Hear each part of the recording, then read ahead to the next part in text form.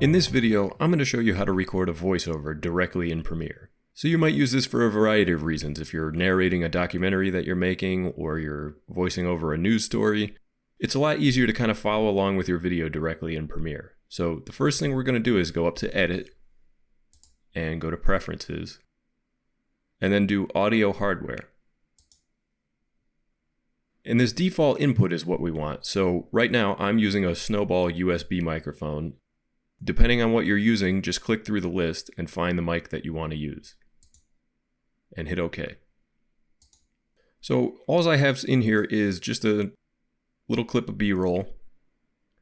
And I want to record my voiceover on the second audio channel. So you can see this little microphone icon. If I highlight it, it says Voiceover Record.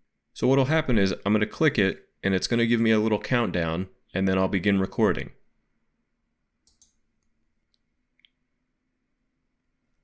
This is a test voiceover for this B-roll clip. And you see when we stop recording it, the clip appears right there and you're able to move it around and do whatever you want with it. So that's a quick way to record a voiceover directly in Premiere. Thanks for watching.